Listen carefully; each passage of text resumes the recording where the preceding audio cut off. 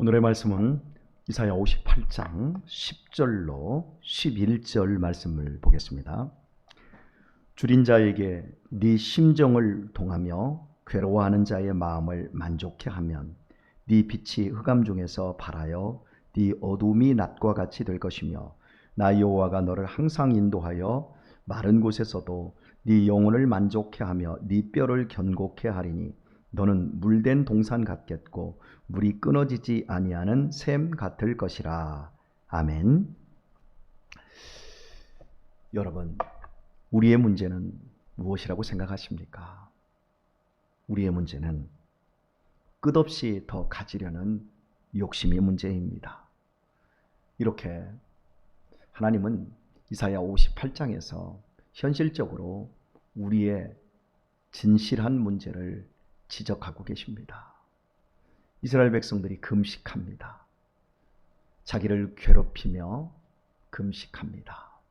그러나 그 금식이 단순히 하나님의 기뻐하는 삶을 향한 것이 아니라 자기의 욕심을 더 채우기 위한 것이라는 걸 하나님은 말씀하십니다. 그러면서 당신의 기뻐하는 금식, 그리고 그렇게 하나님이 기뻐하는 금식을 했을 때 하나님이 어떻게 응답하시고 축복하실 것인지를 말씀하고 있는 그런 약속들을 우리가 함께 보고 있는 중에 있습니다. 오늘 본문 역시도 우리에게 우리의 욕심이 얼마나 큰 문제인가, 그리고 그 욕심을 버릴 때 우리가 얼마나 큰 축복 가운데 살게 될지를 말씀하고 있습니다. 여하튼 간에 우리의 욕심으로 말미암아 우리보다 더 어렵고 힘든 사람들이 안 보인다라고 하는 것, 그것이 문제입니다.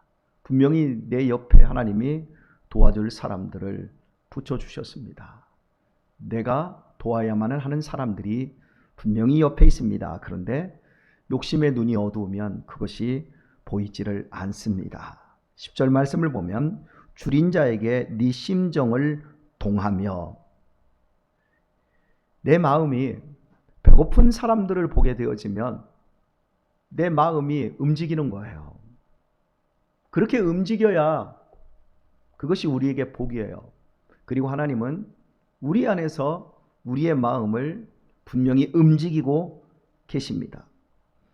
우리 마음이 나보다 잘난 사람, 나보다 더 많이 가진 사람들에게 가 있다면 나보다 어렵고 힘든 사람들을 보아도 마음이 움직여지지 않습니다.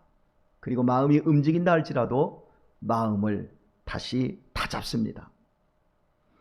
그렇게 도와줄 수 있는 기회가 있음에도 불구하고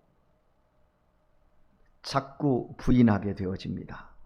그런데 하나님께서는 이렇게 말씀합니다. 줄인 자에게 네 심정을 동하며 괴로워하는 자의 마음을 만족해 하면, 우리보다 더 고통스러운 사람들을 도와주고 그들을 보살핌으로 말미암아 그들의 괴로움을 오히려 덜어주고 그들을 만족해 하면, 그렇게 하면 하나님께서 이렇게 해주시겠다. 어떻게 해요? 네 빛이 흑암 중에서 발하여 네 어두움이 낮과 같이 될 것이며 약속하고 있습니다. 흑암 중에서 빛이 발합니다. 여러분, 어둠이 깊을수록 작은 불빛이라도 더 크게 느껴지게 됩니다. 어두움이 낮과 같은 현실로 바뀌게 할 것이다. 이렇게 약속하고 있습니다. 배고픈 사람, 인생의 괴로움을 당한 사람들을 돌보고 그들에게 선을 베푸는 때, 그리한다면 하나님은 우리의 빛으로 흑암 중에서 발하게 할 것이고 마치 어두움이 낮과 같이 될 것이라고 약속하고 있습니다. 분명히 나도 어렵습니다. 분명히 내 코가 석자일 수 있습니다. 괴로운 현실입니다. 막막합니다. 그런데 하나님은 그 속에서도 우리를 빛으로 사용하시겠다라고 말씀합니다. 11절은 더 구체적으로 말씀합니다. 나 여호와가 너를 항상 인도하여. 그렇습니다. 어떤 경우에도 하나님께서 인도해 주십니다. 내가 하나님의 인도하심을 받기를 원한다면 결코 줄인 자들, 힘든 자들, 인생의 질고를 당한 자들의 형편을 쳐다볼 때 마음이 굳어져서는 안 됩니다. 마음이 움직여야 됩니다. 그리고 그 괴로움들을 조금이라도 덜어줄 수 있을 때 하나님께서는 우리를 항상 인도한다고 하십니다. 그러면 어떤 식으로 인도하십니까? 마른 곳에서도 네 영혼을 만족케 하며 네 뼈를 견고케 하리니 말씀합니다. 말라 비틀어진 현실입니다. 불경기입니다.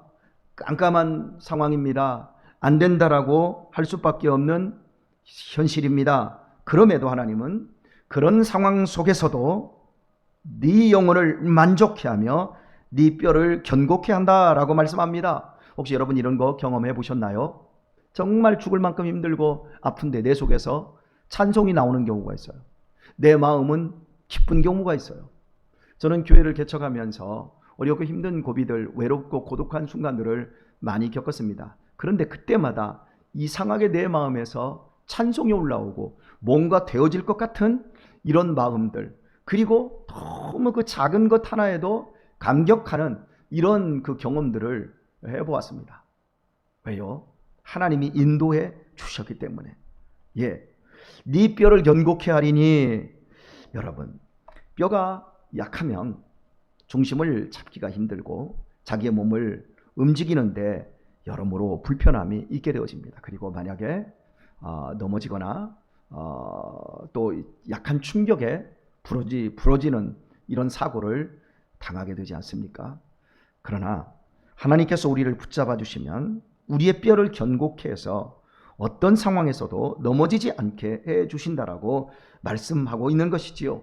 어떤 불경기 속에서도 안 된다고 할 때, 너는 끝장났다고 할 때에도 분명히 현실은 그렇지만 하나님이 붙잡아 주시면 우리의 영혼의 만족함을 얻게 되어지고, 그리고 우리의 영혼뿐만 아니라 이렇게 말씀합니다. 너는 물된 동산 같겠고 물이 끊어지지 아니하는 샘 같을 것이라 약속하고 있습니다.